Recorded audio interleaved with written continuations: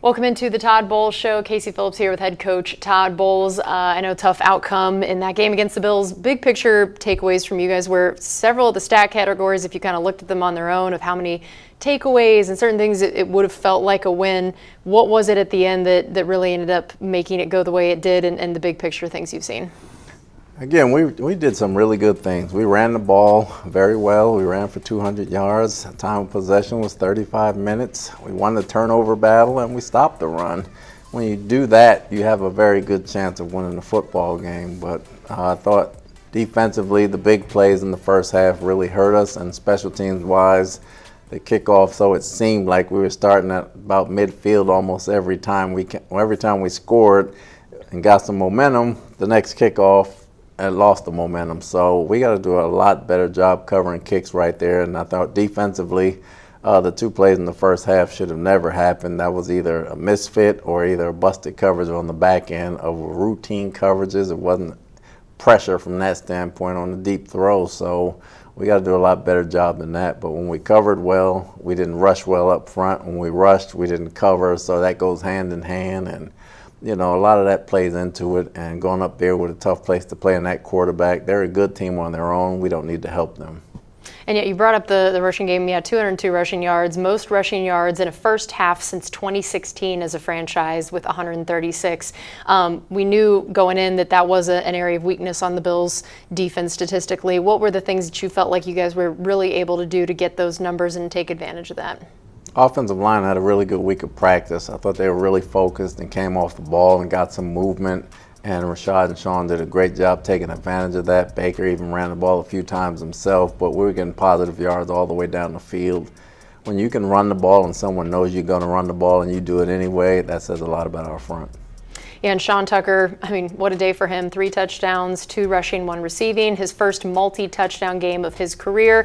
106 rushing yards, 34 receiving yards, and 5.6 yards a carry. What stood out about particularly this game for him, and what you hope he could take from this and replicate in other weeks? They were giving him the edge. You know, Sean has a lot of speed. When he can get outside, he can really take off.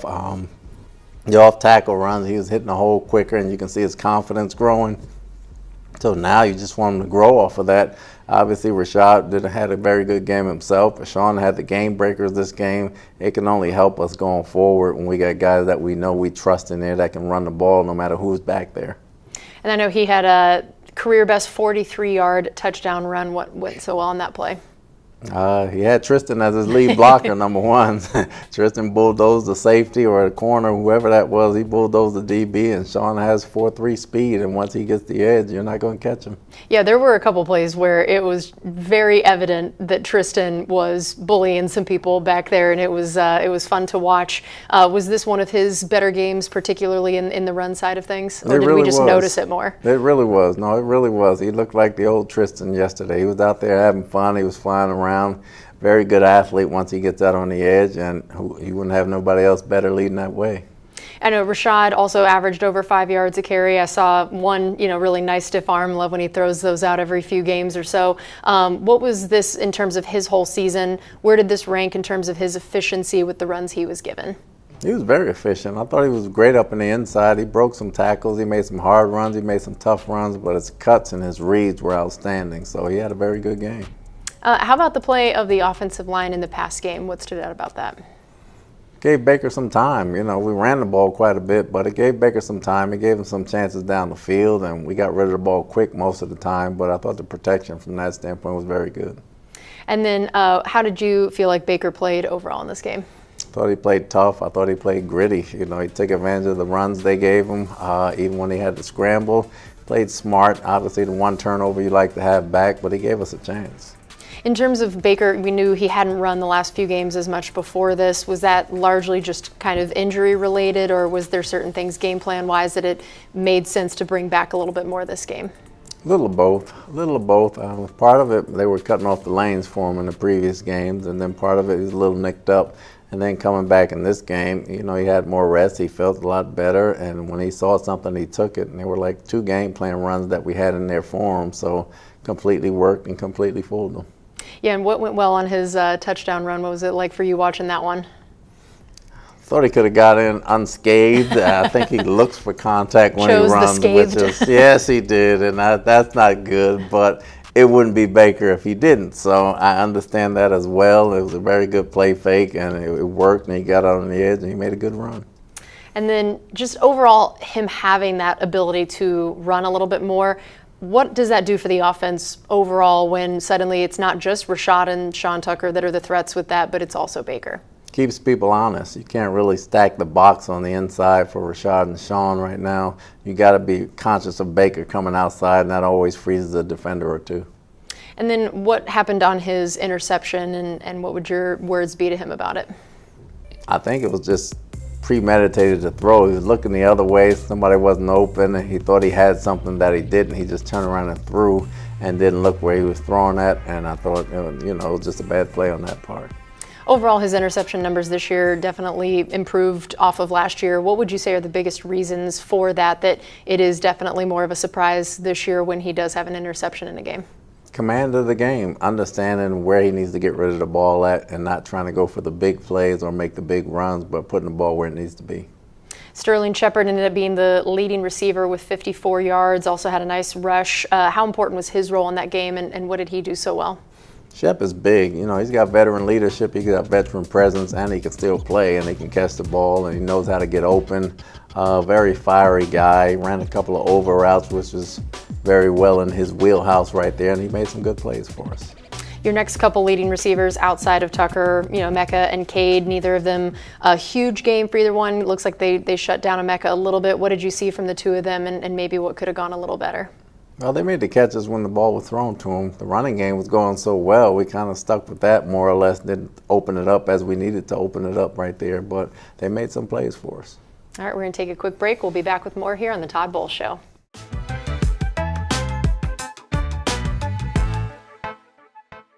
Welcome back into the Todd Bowles Show. Casey Phillips here with head coach Todd Bowles. I know 9 of 16 on third down for the offense. How did you feel about that?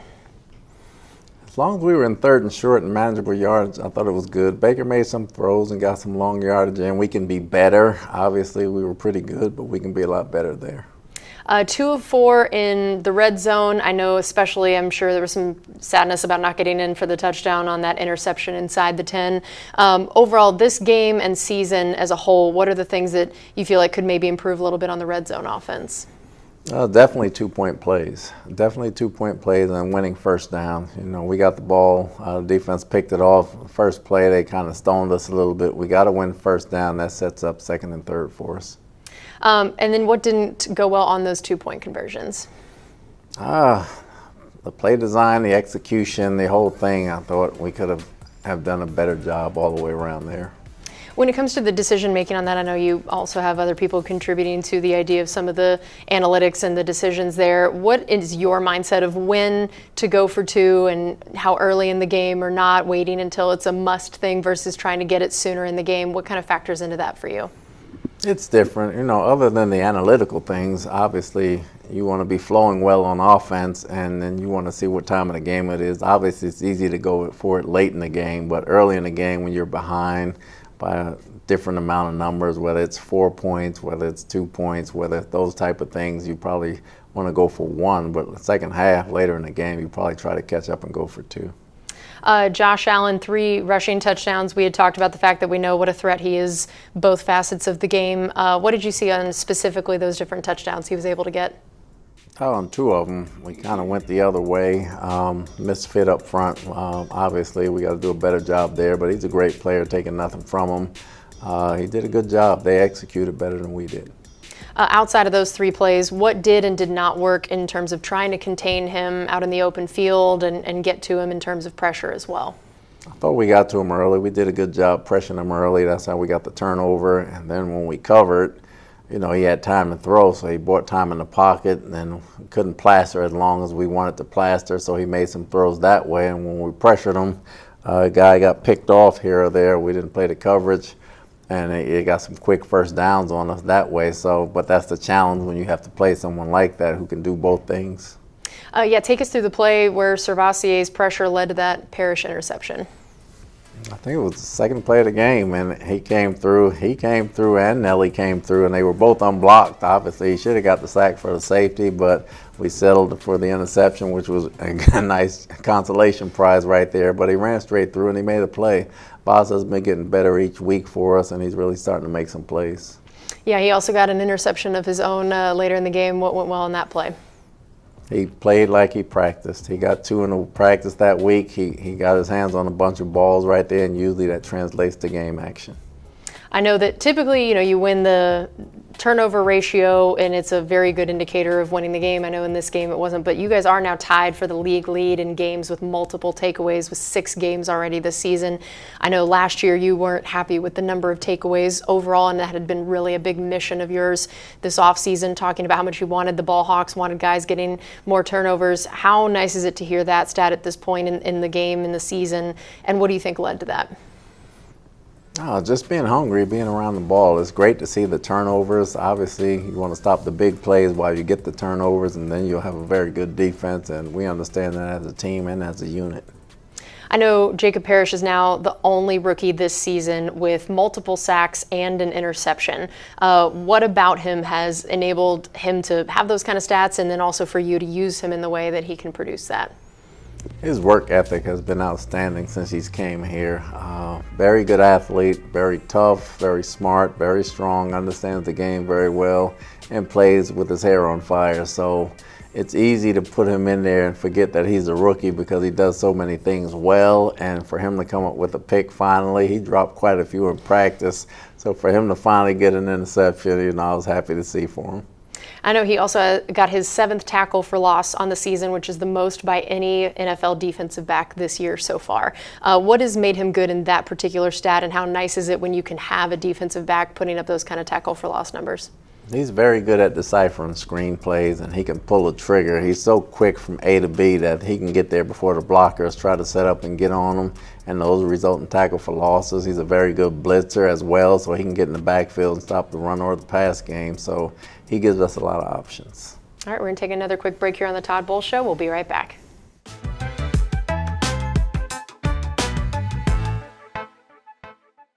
Welcome back into the Todd Bowles Show. Casey Phillips here with head coach Todd Bowles. I know Jamel going down early definitely has to put a wrench into some of the game plan and everything. So how did that affect what you were going to be doing? And then just how did Benjamin Morrison look in filling in for him? It affected a little bit, but our game plan, Ben knew the game plan, obviously. He had 2 bad plays. Obviously, you can't have the 2 plays that he's had. He's getting more experience, and he's coming into his own right now, but Dean just has more experience right now and has made more plays. So losing somebody like that, and you're losing your playmaker and having a guy that's just coming into it, having to get more reps, you lose a little bit mentally that way. But he fought and he battled. Obviously, he didn't lose the game. He made some decent plays, and then he had 2 busts. What are the things about Morrison that have excited you about his potential, and then the things that now you're working on with him after especially he missed a lot of time due to injury to get him up to speed and a little bit more consistent in the game plan? Seeing things for the first time, I think it's translating different in the pros than it does in college, and I think he's very bright mentally, and he's trying to put 2 and 2 together, and I think he's doing a good job at handling all that. He just has to handle his spot and not try to see the entire game. That's when he gets in trouble, when he doesn't look at his side and he tries to see the entire game. Then he starts thinking too much. When he just goes out and plays his game and uses his fundamentals and technique, he's great. I know James Cook, he ended up with more receiving yards than rushing yards. What did you like about the way you guys faced him, and what do you wish had gone a little better? Did a good job taking him away in the run game. I mean, he's a dangerous threat. And after the 2 big plays we gave up last week, it was a premium for us stopping the run and being gap conscious. I thought that was outstanding. They had a heck of a play when he came through the line of scrimmage and caught a touchdown pass for us right there. And they kind of outran Nelly, chalked that up to scheme. They did a good job and ran a good play right there. But other than that, I thought we did a decent job just trying to contain him and hold him down. I know 5 of their guys had receiving plays of over 20 yards, and now you've allowed a little bit more than 40-yard plays in the last 2 games than the first 8. I know we talked a little bit about this last week, but what are the messages to the guys about what's happening on some of those big plays and big chunk plays giving up? Just being where you're supposed to be. Some of them were the quarterback had too much time, then he was getting ready to run, and they came out of coverage and got sucked up, and the ball got thrown over the top because of his legs. That caused everybody to come out of coverage that way. We just got to be disciplined in our coverage, and we got to be disciplined in our pass rush lanes, and then the other ones, we just got to be smart and communicate. You know, if they communicate on defense, it's hard to bust coverages. I know that 3rd and 3, there was the 43-yard touchdown pass to Shavers. What did you notice about that one? That was the screen, if I'm not mistaken. That was the quick screen. We misfit. 2 guys went inside instead of one of them going outside, and we left a run lane open.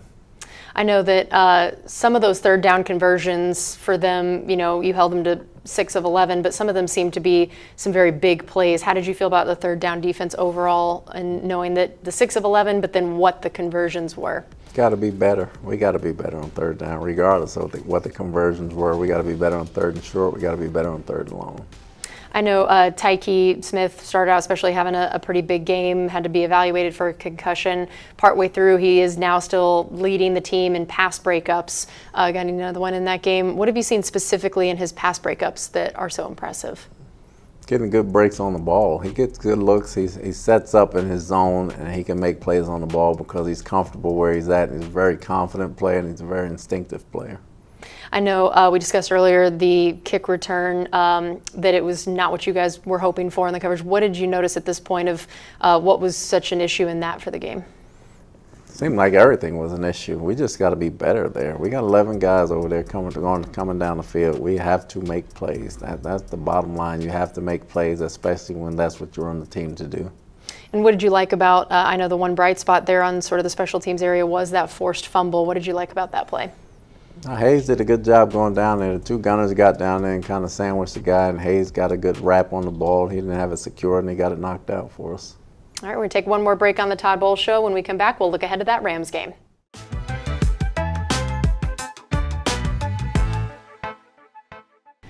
Welcome back into the Todd Bowles Show. Casey Phillips here with head coach Todd Bowles. So looking ahead to this Rams game, obviously they're having a very good season. What are some of the biggest things that you've noticed about what's led to their record this year? They finish games. They do a good job getting off to a fast start. Then they get after it. They got 2 edge rushers that really make a difference. The quarterback's playing great football. They got 2 great receivers. They got a running game. So Sean does a great job having them guys ready to play every week. Yeah, what do you know about when you're facing a Sean McVay team? What are some of the indicators of that and what it's like to coach against him?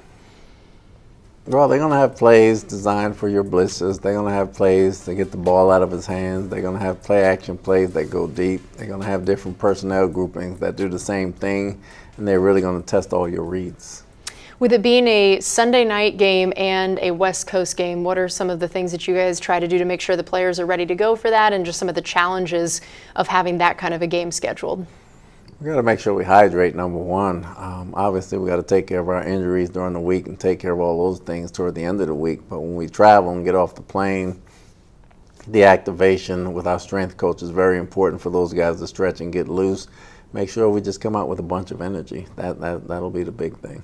Yeah, you mentioned Matthew Stafford having a great year. What are some of the things that are challenging about facing him, and specifically this year, but overall?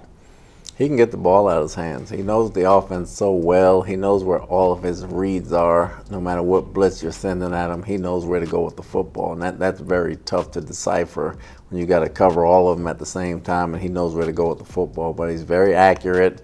He's very tough. He's a hell of a competitor. He's not going to back down from anything, so it's going to be a 4-quarter game.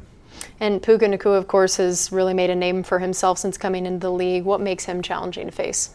He's tough to bring down. People don't really understand that. He can run with the football, and he's very strong after the catch, so he's really tough to bring down. He does some blocking for him as well. And with Devontae Adams on the other side, they have a great 1-2 punch. Yeah, and you mentioned the guys on the edge. I mean, Byron Young, 9 sacks, Jared Verse. What are the 2 things that you've seen really those 2 guys do really well? They're kind of like Houston. They really come off the ball and they collapse the pocket. They really collapse the pocket, and they make you feel like you're under more pressure than you actually are. And their nonstop motors makes it very tough to deal with. I know Godwin and Bucky were both able to come back to practice this last week. What are sort of the hopes for this week and the continued evaluation process there? Just get them more reps and to keep working them in and see where they are mentally and physically, and make evaluations at the end of the week.